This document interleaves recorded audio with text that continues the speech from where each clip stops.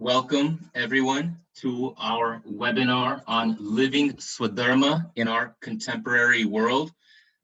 As we all know, it is fraught with conflicts, our lives, this world, inner and outer, family, workplace, friends, over this holidays. Maybe you got to experience it firsthand in society and in our own minds.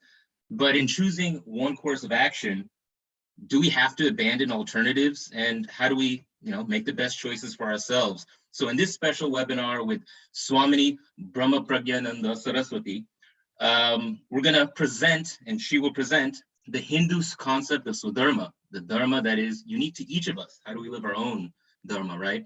She'll introduce, and we'll also introduce, a course that will systematically explore how to live our Swadharma in this complex contemporary world. Thank you, everyone, for joining us for this webinar. Please, it's always exciting to see where you are zooming in from. So if you could put that in the chat, type in everyone so everyone can see the diversity of folks from Montreal, Colorado. I'm actually in San Leandro this weekend, San Francisco, Santa Clara. Namaste from Asheville, Durham, Orlando, Florida. Yes, always exciting to see people joining us from all around the country, and maybe we'll also have some folks joining us from around the world. Baltimore, the DC metro area, Connecticut. Just amazing to have you all join us. We had over 250 people register for today's webinar with Swamini ji. Mauritius, there we go, Roshan ji. Thank you for joining us from the Indian Ocean, Sugarland, Texas, Pittsburgh. Also with us, of course, is Sri Kalyan Vishwanathan, President of Hindu University of America. But first, let me give Swamini ji an introduction and give you some of her background. So Swamini Svatmavidyananda Saraswati is a traditional and contemporary teacher of Advaita Vedanta, and she's a Hindu monk. Swamini ji completed her Master's Philosophy in Psychology in 2001, her MA in Clinical Psychology in 1996, both at SNDT University in Mumbai. And her work has impacted the lives of 15,000 children living on the streets annually. And in recognition of her work, the Maharashtra state government has invited her to be on the jury of the Juvenile Justice Board for Rehabilitation of Child Offenders. So Swamini ji has taken this experience and taught to master's students at SNDT University from 2003 until 2019. For 16 years, she was doing that work, and we're glad and proud to have Swamini ji join us at Hindu University of America, making her experience and knowledge more accessible to people all around the world. She's also conceptualized and mentors a program for children called SHINE, Spiritual Heritage of India for Next Generational Empowerment. And she's done so much, and we're going to get into more of her work as we get into this webinar. So Kalyanji, Sri Kalyan Vishwanathan, President of Hindu University, leading this university in this important endeavor. Let me hand it over to you to give this webinar some more context. Yeah, terrific. Great. Namaste, everybody. Thank you all for joining on a Thanksgiving weekend. I recognize that it is a holiday weekend, and many of you might be with family and friends. But in any case, those of you who've made the time to join this webinar today, I just want to give you a moment of appreciation for doing so. Now, I think there was one little piece of introduction to Swamini Svatmavidyananda that perhaps we missed out, and I want to highlight it. So Swamini ji, you are also on the verge of getting your PhD degree, doctoral degree, right? Can you perhaps say a little bit about your unusual circumstance of having obtained sannyasa,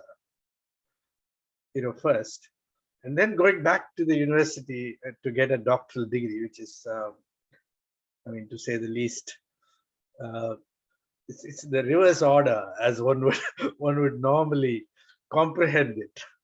So can you share a little bit about your experience in that regard. You need to unmute yourself. Yeah. So thank you, Ankur, and thank you, Kalyan. The PhD is still under wraps because I've only submitted my synopsis and I'm due to submit my thesis. Oh. But it's just a matter of time, really. The traditional way of teaching, which renders oneself eligible for knowledge, is very different from an academic way of learning. And I had traditional learning first in Vedanta. And so if I'm going to be politically incorrect, my decision to do a PhD, and especially on the topic of the role of Ishvara and Advaita Vedanta, is more to present the traditional discourse within the academic teaching of Vedanta. So I don't see it as reversing. In fact, I just see it as one of the ways of contributing and serving our rishis so that more people can discuss, debate methodology in Advaita Vedanta. And that's what my thesis is about. Okay, wonderful, great. So, so let's get into the topic of the day, living Swadharma in our contemporary society. So I suppose where we should begin is to explore the word Swadharma itself. What does it mean? What does it imply? Particularly, what does it signify in our time, in our age, in the circumstances in which we are placed? What is Swadharma anymore? Is it even relevant? So at every age and stage in life, whether one is a teenager or one is dating someone, one is married or thinking about marriage, or one is studying, or one is involved in building a career, at any age and stage in life, one is always thinking about what is the right thing to do. Am I doing the right thing? And we can try to shrug off this voice. We try. But it keeps coming back. And what that voice is prompting us to do is for us to find meaning in our lives, given the age and stage at which we are, and to have a larger sense of purpose. And so Swadharma, or one's own dharma, is really determining what gives meaning to my life, what is the purpose of my life, how might I want to live my life. And I'm assuming that we don't want to sleepwalk through life because it's a very short life compared to a turtle, and we want to make the most of it. So in a nutshell, that's really what Swadharma is, in the sense that it is a topic that is relevant to everyone. It's not Hindu, so to speak, although the origins are Hindu, and that is a blessing of Hinduism, that we can explore this for ourselves and not get swayed away by the market economy, which says, oh, as long as you have passion, you have everything. And then, of course, the passion dies down in the pots and the pans a few days into marriage or dating. So we want to be clear about that. Yeah. Okay. So I think there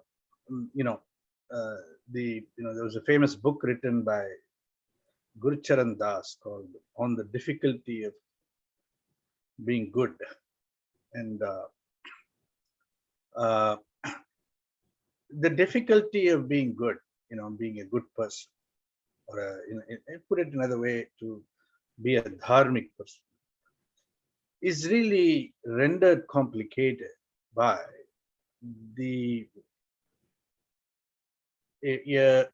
an environment that is constantly sort of rooting for adharma. Adharma, in the sense that, if dharma is supposed to be a way of finding meaning and finding a way of living a purposeful life, making a contribution to the world in which we live, like, for example, you have done working with all those young people, just making a contribution, making that a priority in one's life. It is counteracted by this intense sense of being a consumer and a competitor in a competitive framework of living, which has been elevated to a kind of almost religious, spiritual, status. That the more one competes, the more one competes hard, the more successful one can become. And this pursuit of success through competition, and there's something inherently not quite dharmic about it, in terms of its unconcern for the consequences one ends up unleashing on the world around us, right? So within this context of an adharmic environment, how is it possible to live a life of dharma, or even discover one's Swadharma? So this is the question of our times. Okay. Right. Yeah. So before we can appreciate what dharma entails and respond to the call to bring dharma into our lives, we have to see what adharma does to us. Even when we teach Vedanta, before we go into the revelation of the Atma, we first talk about what is Anatma. If you go for Ayurvedic treatment, first they will detox you. They will give you a lot of bitter potions called kadas, because we need to, detox or see what has happened to us as a result of our lifestyle. And only then can we appreciate all the other magic potions which then restore health and restore wealth and so on and so forth. So when we are looking at adharma, so that is added before dharma to indicate not or other than dharma. In a very simple way, we can look at how the Shad Ripus, the 6 inimical forces, when they dominate our lives, then what happens? So Kama, Krodha, Moha, Mada, Matsarya, Lobha. I'll go through each, not in too much detail, but just touch. So Kama, binding desire. We have a very nice saying to represent this Kama, which is referring to the consumerist lifestyle, also referred to as Charvaka. Yava jivet sukham jivet, ridam kritva ghritam pibet. So as long as you live, May you live in comfort and luxury. And for that, it is okay to incur debt and mortgage and loan. So from student loan to home loan to child loan to children's loan to marriage loan to whatever loan, it doesn't matter. So one can work like a dog and a donkey combined to just ensure that the loans are sorted. And maybe, your family or children might also inherit that. But all of this so that the life of comfort and luxury is had by us. And then this thinking further says, which is based on a completely pleasure oriented lifestyle. Bhasmi bhutasya dehasya puraragamanam kutaha. So anyway, the body is going to be ashes, bhasma. So we are not going to come back.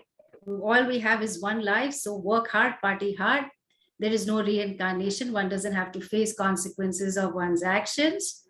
And all the way it is about profit at all costs, consumption. This kind of a lifestyle, one can say it's my choice, but the consequences that happen as a result of it is all the lifestyle diseases that we see. I've had to counsel so many people at the age of 25 and 27 who are experiencing career burnout. Can you imagine? Burnout at the age of 25 and 26, and people having heart attacks at 35, 40. So these things were unheard of like a few years ago. But if the consumption-based lifestyle, crazy consumption-based lifestyle, if it works for me, great, go ahead. But we find that no matter how much one gets, kama is like, we use another word, analaha, very beautiful Sanskrit word, never enough. So just like fire, you just keep feeling it is just going to grow into a huge fire, like from a flame.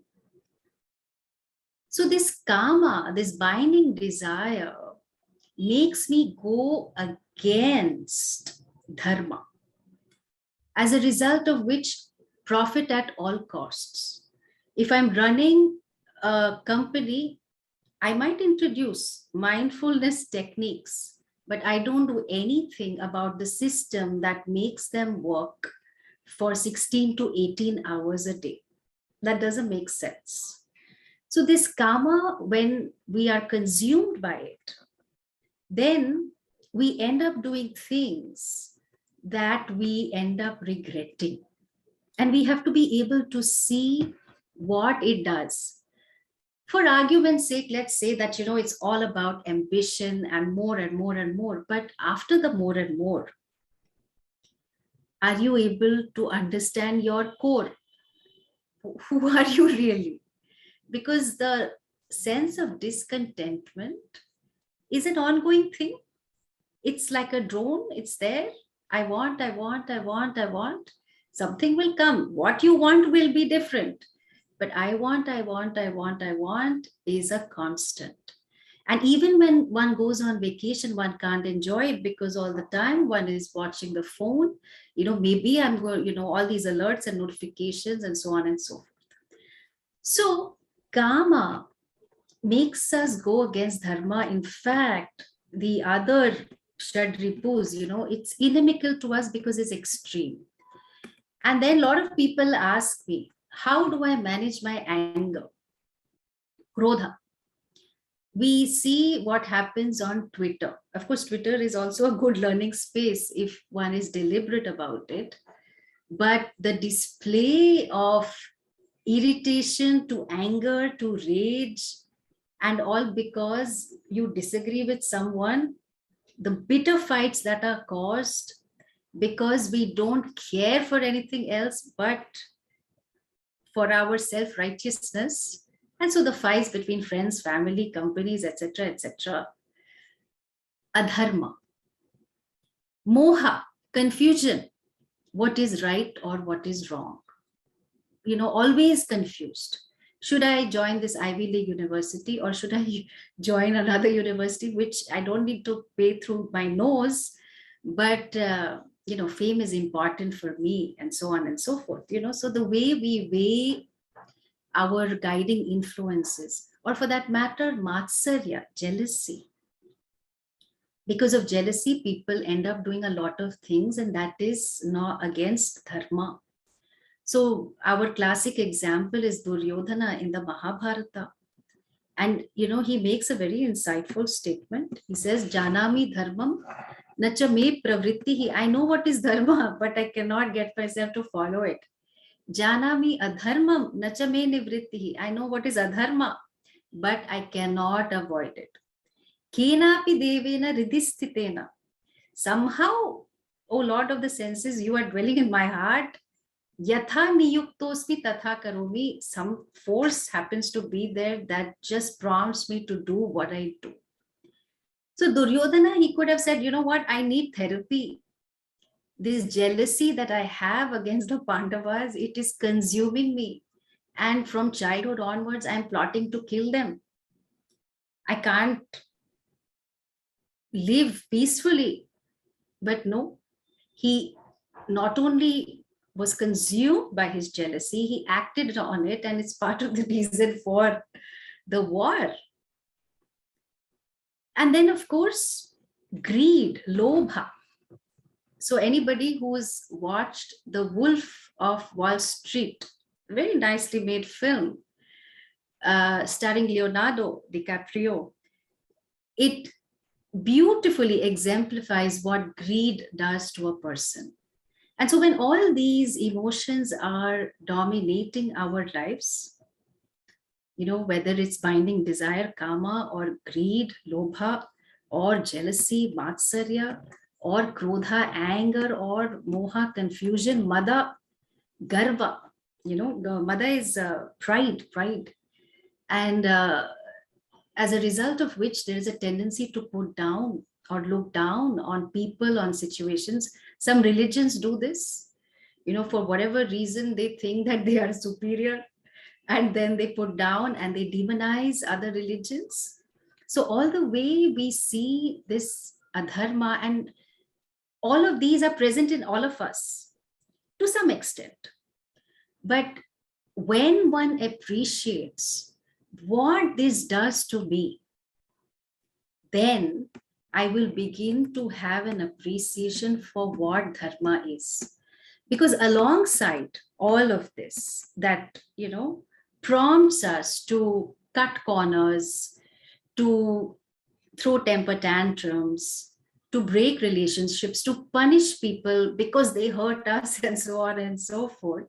Alongside that is the voice of dharma that is present in everyone's heart.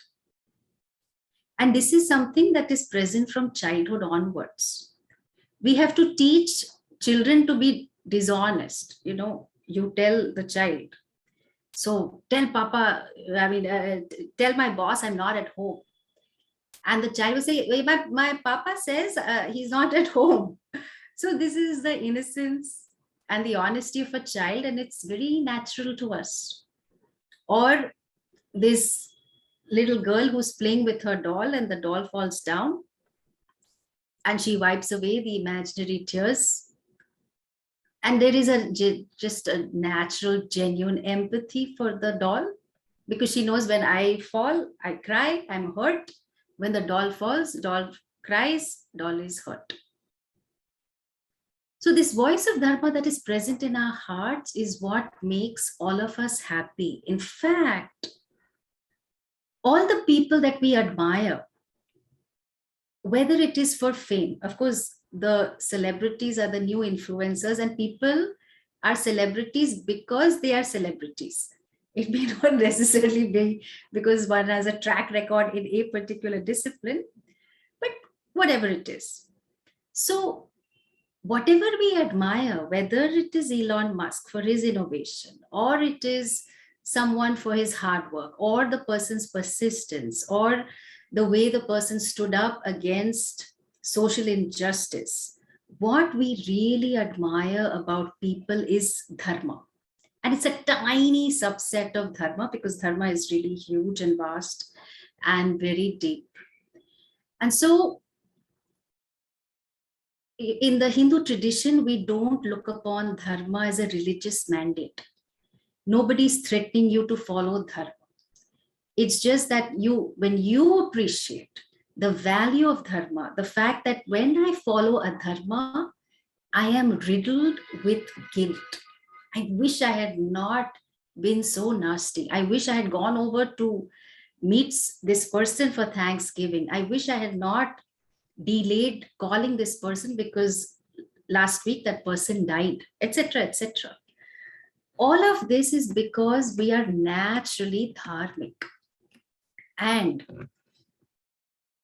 when we follow a dharma, we find that we are fragmented, we can't be happy, we can't be peaceful, and we are always angry because a dharma lends itself to a life of entitlement. There's not much gratitude. I'm entitled to everything. Forget about responsibility and all of that. So why are things not the way they are supposed to be? And so you will demand, only focus on rights and so on and so forth. So adharma basically makes one unhappy, and dharma makes everyone happy, universal. It's not about being Hindu or American or belonging to any particular religious denomination. This is the gift of Hinduism to the entire world. Unfortunately, with respect to Christianity, because of the separation between the church and the state, a lot of what came to be known as moral values was divorced from the functioning of the state. But still, whatever is understood as dharma has now found its way into the social justice system. And that is there across countries. But dharma as a guiding framework for all human pursuits, that is the beauty of the Vedic vision. And the more we see what living a life of dharma does for us, the more happier we are on a day-to-day basis. You're not waiting for one grand event to occur. So there's lots more to be said, but I'll wait for Kalyan to ask. Yeah, so Swamiji, great. I mean, I think, that's an excellent introduction to the nature of adharma. The roots. What is dharma? The roots of if I have piqued your interest enough. the root causes of adharma, the inner root causes of adharma. And naturally, see, I mean, the fundamental distinction between the Hindu thought and possibly Western thought is, if I am discontented, I am unhappy, I am sad, I am upset, I'm angry, I am frustrated, I find myself unbalanced in some way, right? Not in harmony, inner harmony. The impulse of Hindu thought is to begin to look within for the root causes, and not to find somebody else to pin the blame on. I mean, this is somebody else, as in some group, some community, some thought, some framework, some paradigm, etc., etc. Now,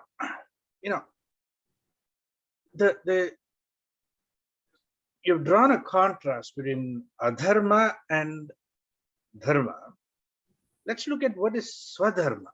See, Swadharma is unique to each and every individual. And in the Hindu construction of this dharma, there is Samanya Dharma, which is universally true and valid and legitimate and relevant for all human beings, all humanity. And then there is something called Vishesha Dharma, which becomes uniquely customized, tailored, suited for the individual person, the personality. So what is Swadharma, and what is Swadharma in the contemporary time, in our time and age, when the categories of Swadharma that used to exist perhaps are not as universally valid at this time. So how would you unfold that? What is Swadharma? Right. So the answer to that question is really the course. Hmm. And I'm not dodging, but before we get to Swadharma, we have to understand what Dharma is.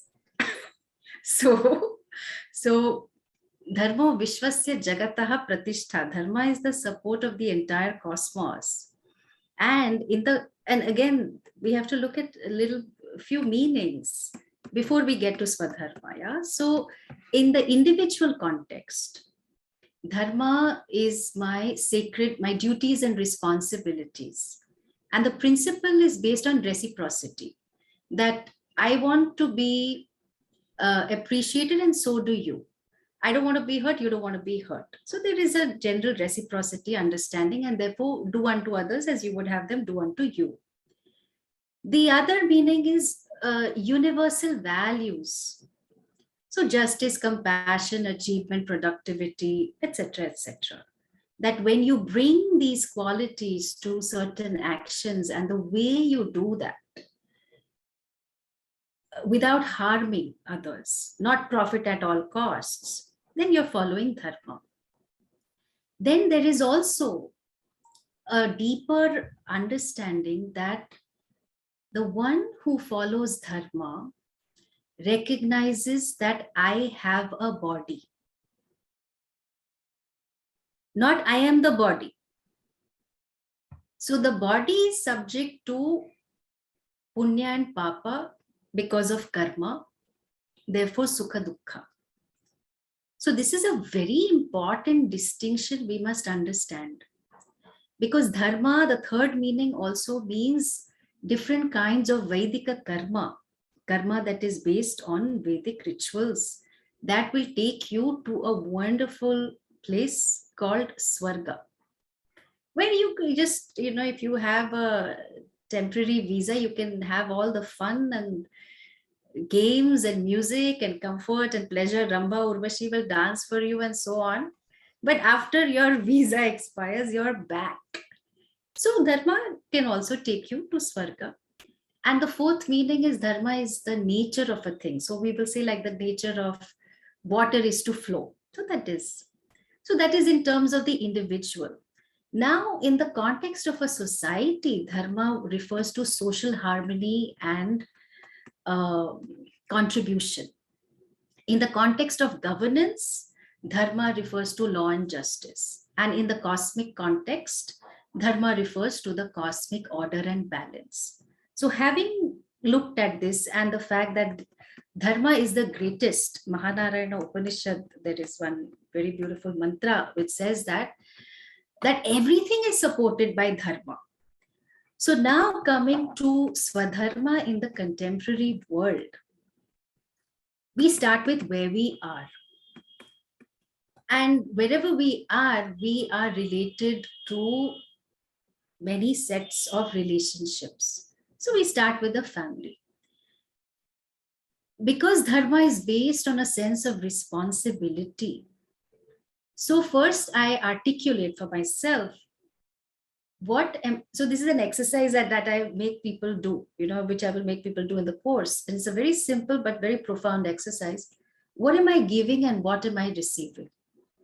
So let's say with my parents, I have a lot of American students who feel guilty about the fact that they are not available on a day-to-day basis for their parents who are in India.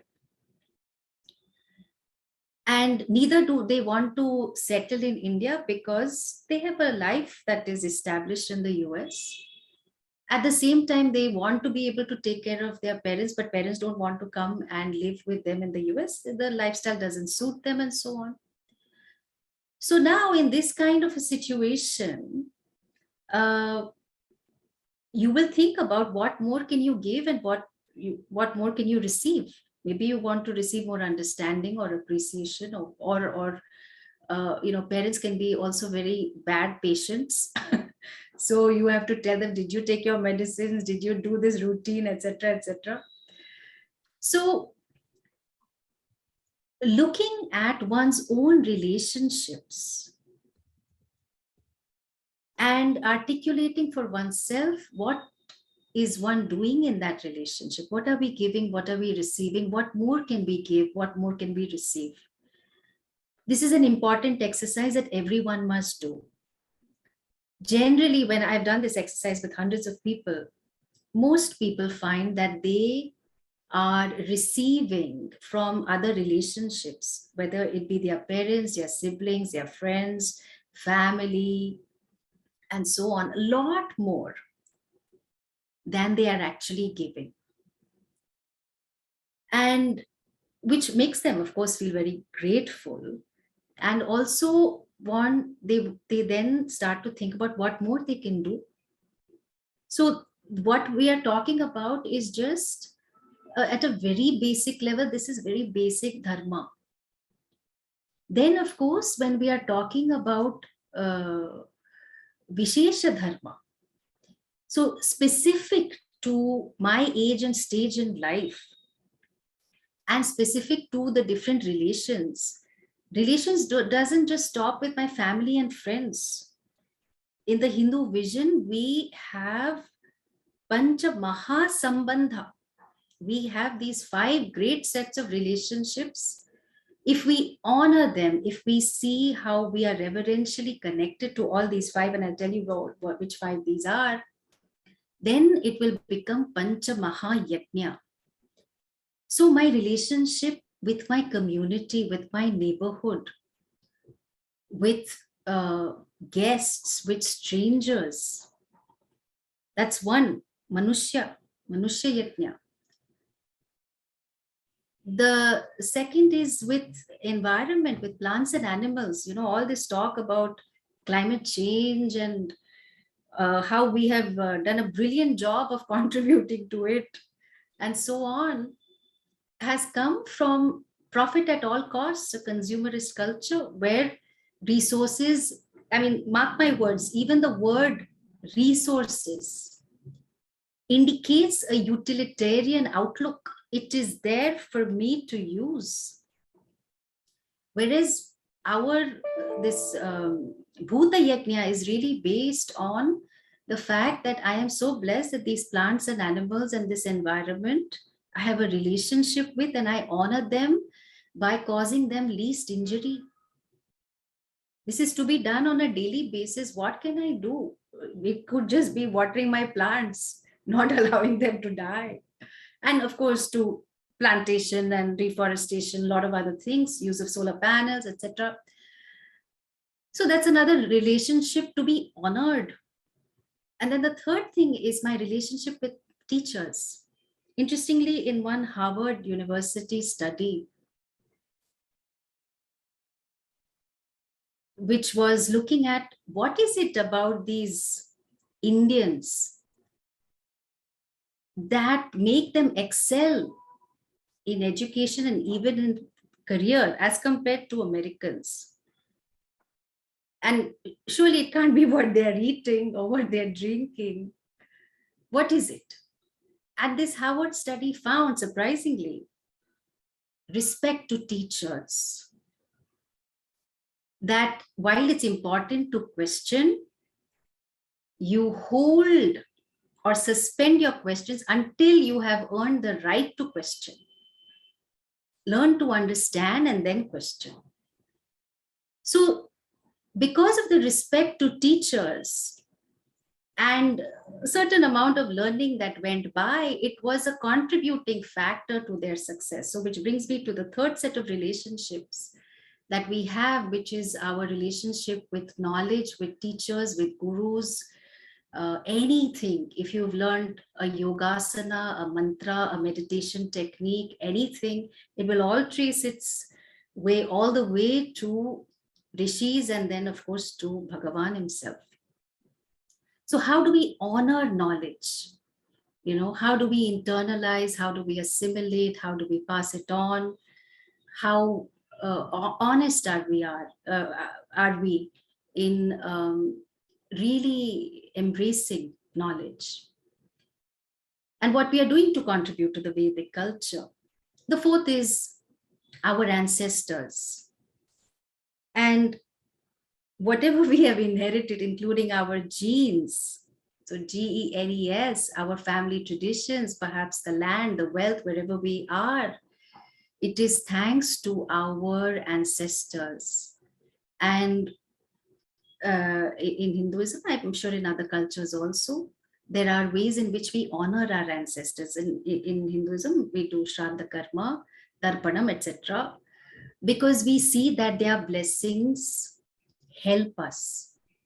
And in fact, on the side, I've met a lot of people who have been going through many problems in life. And then sometimes I recommend that they do an astrological reading.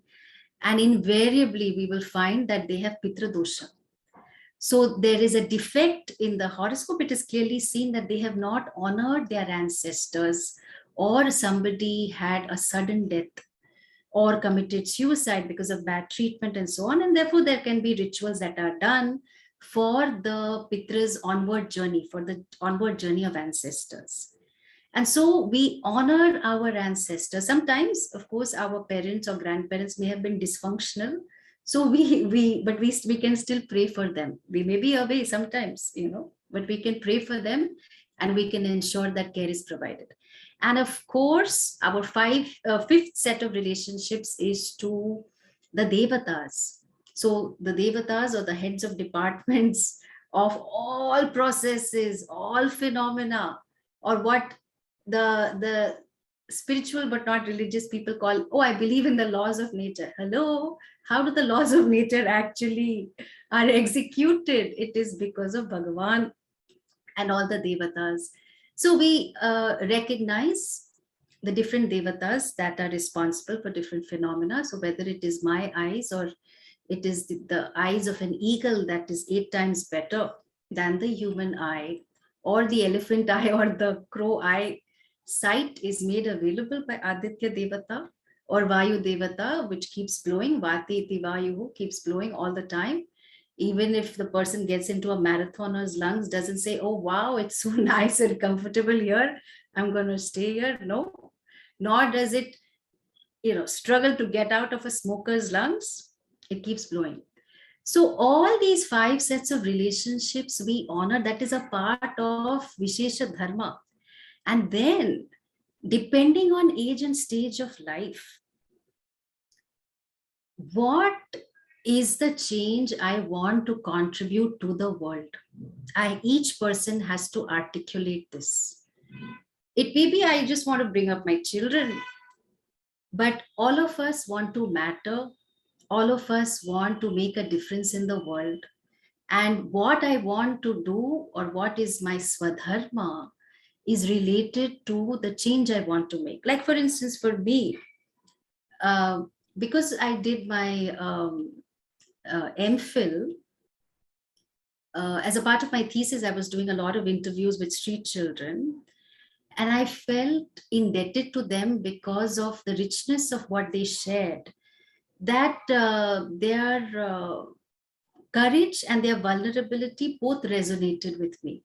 So here were children who had run away from home, who had been abandoned or neglected, but they were staying on railway stations and, showing great bravado, jumping into trains and getting off trains, but also being subject to a lot of abuse on the streets, including sexual abuse, drug abuse, and so on. So here was a vulnerability, not willing to trust, at the same time a great courage. And in fact, I have seen some of my sadhu lessons I learned more from watching street children, in terms of just living for the day and just focusing on where your next meal is coming from, not thinking much about the future, So anyway, so for me at that time, change meant contributing to positive, sustainable change for street children. That's how I articulated it, and that's why I dedicated many, many years to working on this at a macro level with governments, with different stakeholders, so on and so forth. But then what happens is when you articulate that change for yourself, depending on what resonates with you, your talents, your skills, your abilities, then life just acquires a new meaning and purpose. In fact, Abdul Kalam, one of the great presidents of India, ex-president, he was asked, he was quite old at that time, 80 plus, and very enthusiastic. And so he was saying, but Dr. Kalam, how come you're always so enthusiastic? And he said, every morning I think about what can I contribute today? And that keeps me going. And we see how he has contributed to the space program in India and so on. So this Vishesha Dharma will come from articulating what I'm doing in my different relationships, what more I can do for all of them. It is not one relationship at the cost of the other, because otherwise I am work-centered, not dharma-centered. And this is a very important thing we want to note. See, in the name of productivity, achievement, doing, providing for my family, we are at our best behavior at work, and then we bring some leftovers home. Temper tantrums, not paying enough attention, distracted, and say, okay, we'll do it later. Why do you always come to me with problems, etc., etc.? And being dharma based, being your center, when your center is dharma, then samanya dharma, in terms of kindness, justice, honesty, they flow into all areas of life. So whether it is work, whether it is family, whether it is all the other relationships I mentioned, or the work with community, there is balance. And this balance is never static. It's always dynamic. So there will be phases in one's life when family needs more time, more attention, more energy. There will be times when work needs more time, effort, energy. But one is never at the compromise of the other. And that takes a lot, because it's a fine, dynamic juggling act. And it's very much possible in this contemporary world, because the point is that we want to have it all. And it is possible to have it all, but not in the way in which you had imagined.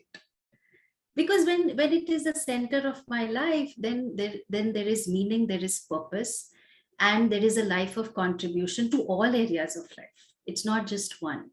And as a result of which the conflicts in other areas also die down. There is scope for me to then approach my work as worship, as is taught in the Bhagavad Gita and so on. But yeah. Great. So I can go on, Kalyan, as you can see.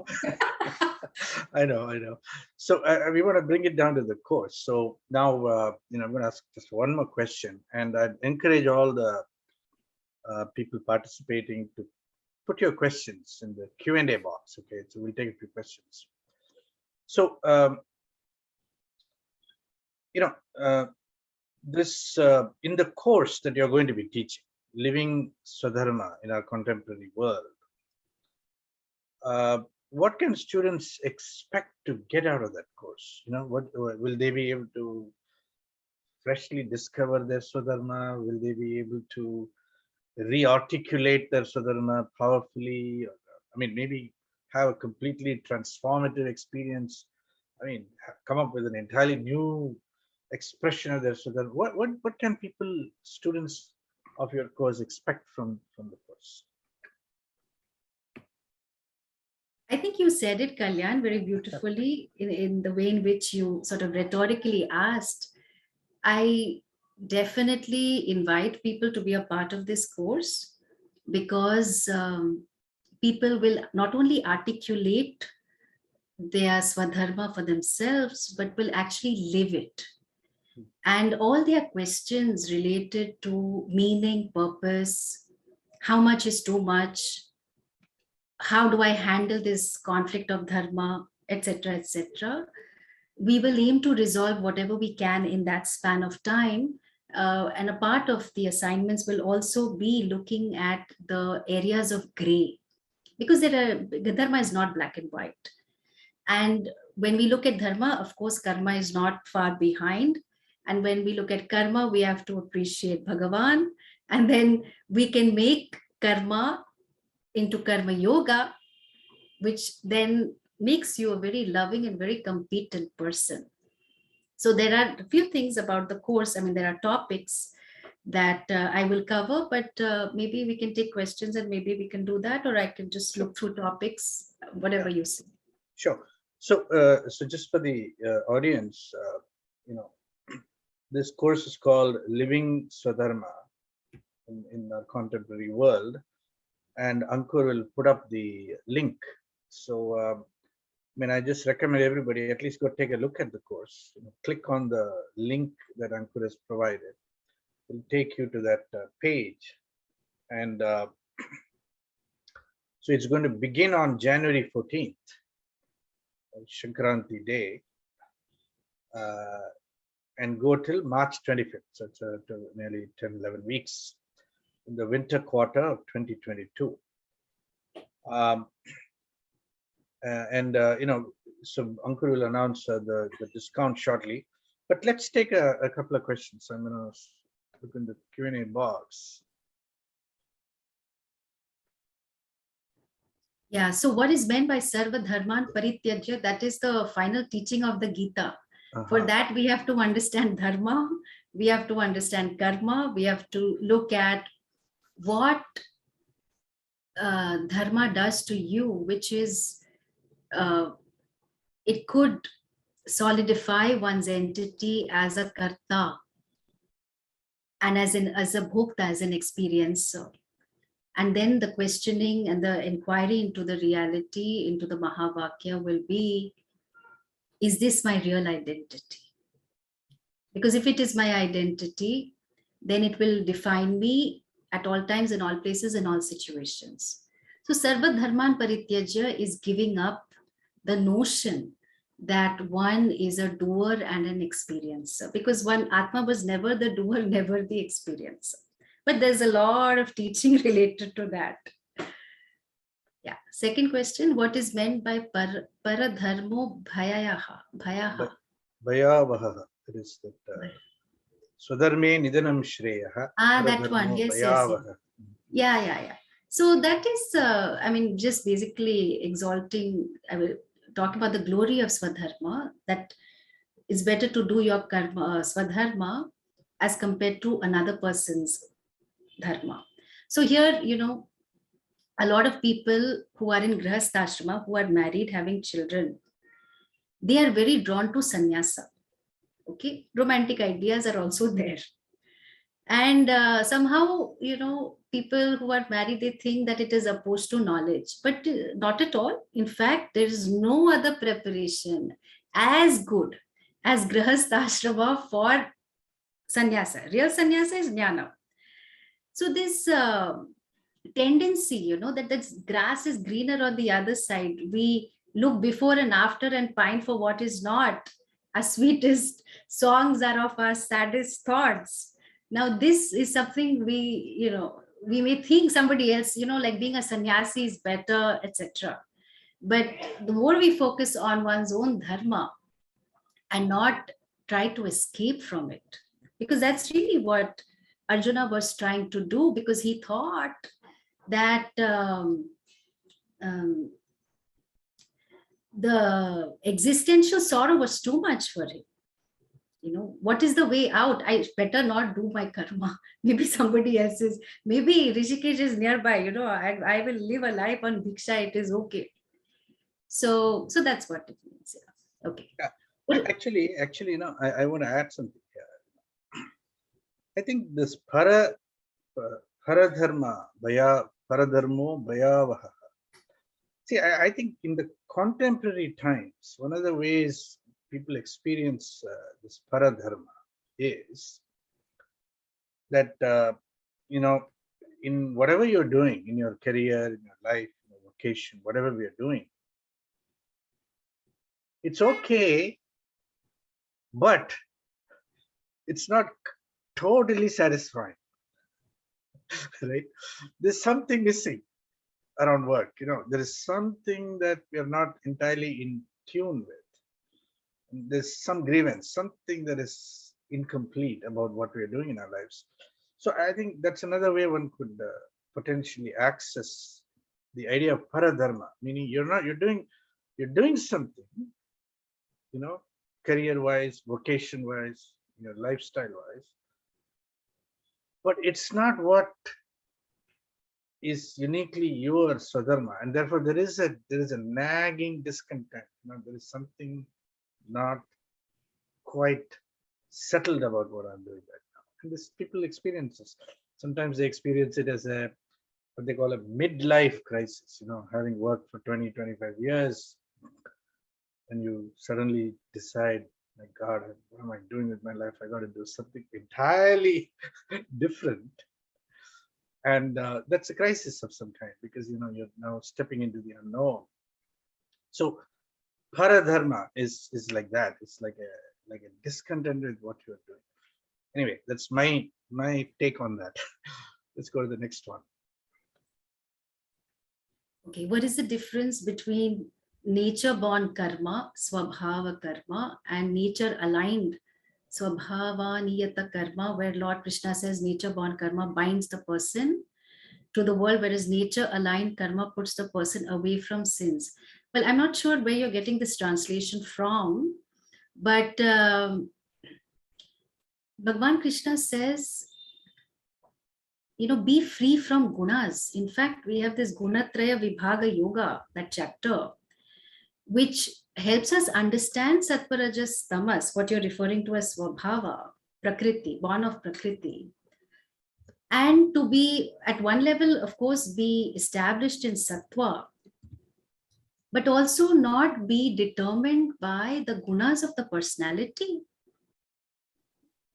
So here we make a differentiation between Swabhava, that is born of three gunas, and Swarupa, your nature, which is never changing, which is Nitya Shuddha, Nitya Buddha, the Atma, the nature of the Atma. We have to make that distinction. Nothing binds you. Only one's thinking binds. Okay, because Atma can never be bound. So there's lots to be said about it, which we will unfold in the course. Okay, what is essential dharma? What is, sorry, Kalyan, you want to add? Yeah, I wanted to just quickly say something. We're 3 minutes away from the top of the hour. So I want to invite Ankur to announce the discount a little bit. Ankur, can you come back on? And before he comes on, some people are raising their hands. Can you please kindly put your comment or question in the Q&A box, please, kindly. Okay. All right, over to you, Ankur. Yeah, so we are glad to offer a $100 discount on Swaminiji's course if you sign up in the next 2 days. Drop in the. You went on mute, Ankur. Sorry. So I drop it in the chat again, but we are proud and glad to offer a $100 discount. So the course, Swaminiji's course, will be $200 if you enroll in the next 2 days. And it's amazing, right? Right now we're in webinar mode, but in the course, you get to interact. And Swaminiji, obviously the dialogue will be amazing, I think. And we hope you will participate. You get access to our learning management system. You get an @hua.edu email address. The learning management system, week by week, will have the Zoom link so you can participate live. Readings, if Swaminiji includes those. And then recordings of the course will also be made available if you happen to miss a course. But again, we encourage, and the real, the real benefit is having that interactive conversation where in real time you can ask the questions you have. So please do consider enrolling in Swaminiji's course, and I'm sure you will be, you'll enjoy it if you do. Shankar, do you have a poll? And let me put up the poll just to make sure that you let us know if you are interested in taking the course. Just hit the yes button. If you are, no is fine also. It just helps us filter through. If you have questions, you can put them in the Q&A box right now, or if you have a button there that maybe you want to ask specific questions pertinent to yourself, we can address those offline. But please do fill it out. We still have we ended up with about 110 people on today's webinar. We still have over 100 with us live. So thank you for sticking around. Please fill out this poll. And back to you, Kalyanji. Yeah. So I just want to encourage everybody to answer the question. Just please, yes, no, maybe. It's very simple. One click, you're done. Okay. Please, everybody, give us the courtesy of answering the question, and then we'll appropriately be in touch with you. Now, Swaminiji, we are at the top of the hour.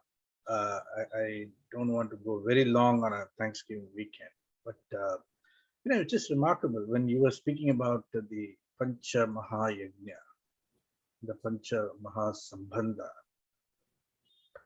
It is a kind of Thanksgiving, isn't it?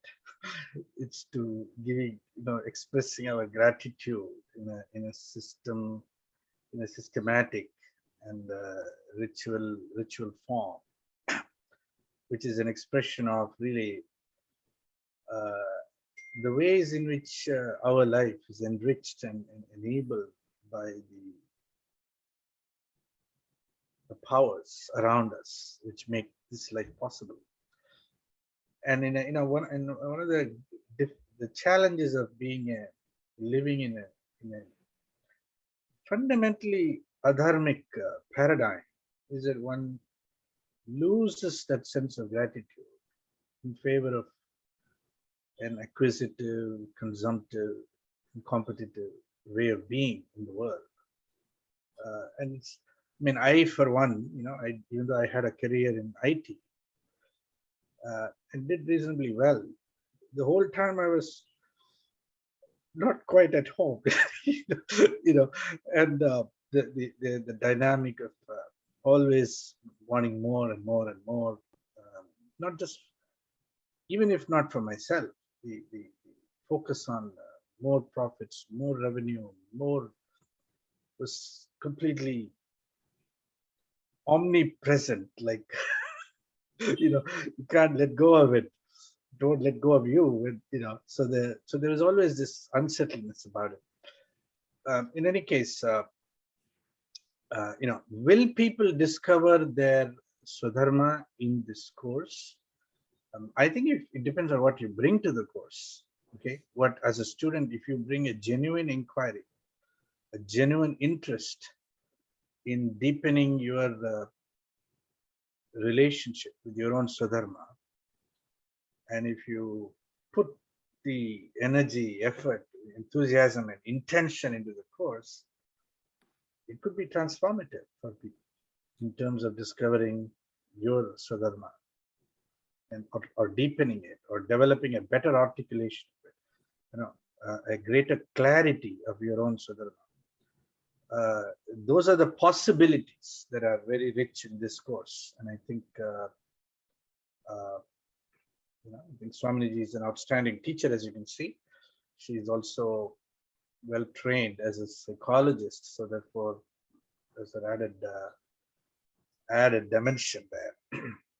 So, please, there are 56 people who have answered the question. 56. I would like to get a few more answers, if you can, please go ahead and complete it. Let's take a couple more questions. I'm going to select some questions, Swaminiji, if you don't mind. Okay. What time are the classes? Okay, so that's already answered.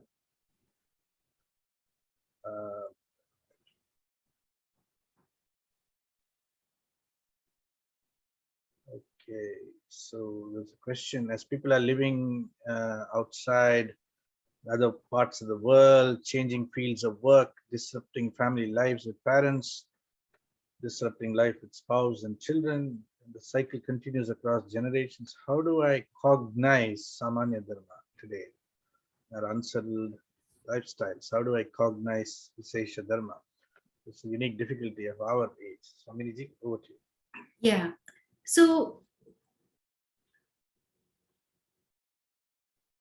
Samanya Dharma is how do you do things, in the sense that kindness, honesty, justice, achievement, productivity, discipline, hard work, all this is Samanya Dharma. Of course, we also will look at Manusmriti and what the other Dharma Shastras say, but ahimsa, least injury to other beings, speaking the truth, satyam.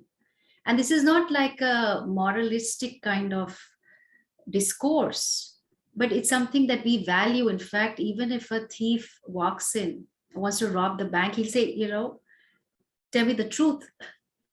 So even a thief values truth.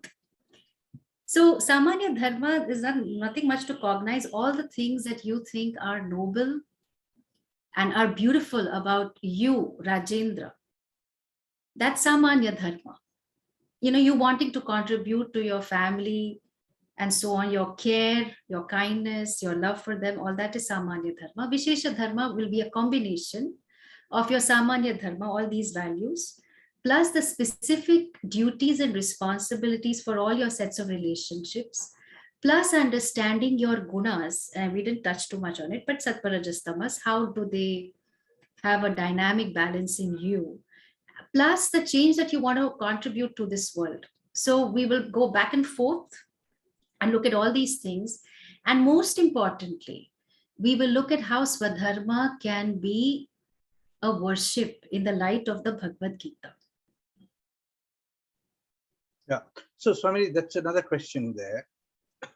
Is the course going to be based primarily on the Bhagavad Gita, or will you be drawing from a variety of texts and not just focus on one text? Yeah.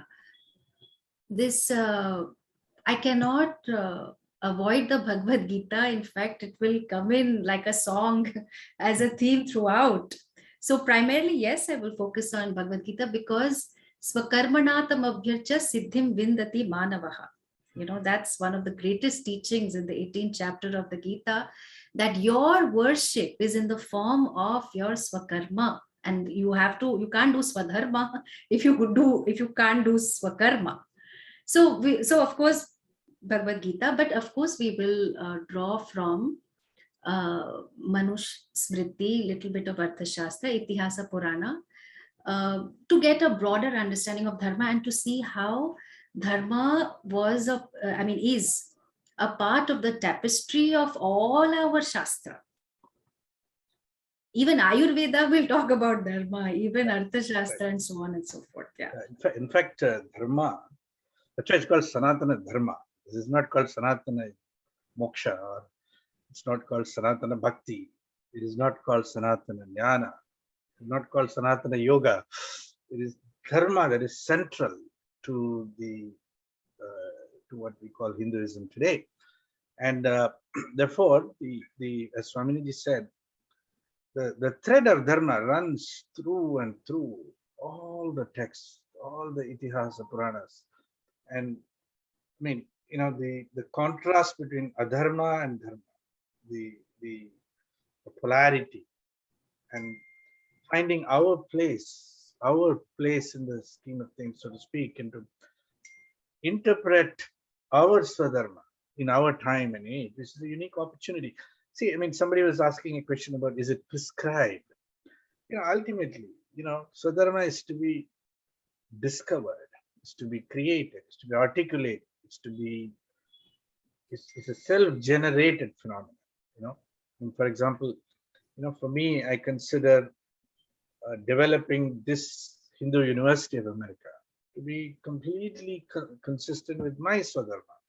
And it is uniquely satisfying for me to be doing what I'm doing now, rather than running around all over the world making more profits for a company with whom I was not entirely attuned with. So this discovery of Swadharma is a big relief. It's a big relief because for the first time you feel really settled. I'm settled. I'm not unsettled anymore. I'm okay. I'm contented with what I'm doing. I may work hard, I may not work hard, but either way, I'm supremely happy and contented with with the karma that I am engaged with, the dharma that I'm engaged in. That is Swadharma. And therefore, I think everybody can benefit from the blessing of discovering their Swadharma. So I strongly encourage people to participate in this course and, and register quickly so that you can take advantage of the discount in the next couple of days. So with that, I'm going to bring the webinar to an end. Ankur, any final words from you? And then we'll close. No, just again, encourage you to enroll. Thank you for joining us for this webinar. And we hope to see you at the next one and maybe in a course. Yeah. And we're going to do another webinar tomorrow, making full use of the Thanksgiving weekend. That is a webinar on the Saddarshanas, the introduction to Hindu philosophy. So there's a person named Dr. Kalika Uttarkar who is going to be speaking. So encourage all of you to join. With that, thank you all for joining today. Namaste and have a terrific weekend. Thank you. And Swamini ji, wonderful to have you with us. Yeah, Thank you. Thank you. Thank you. Bye-bye. Namaste.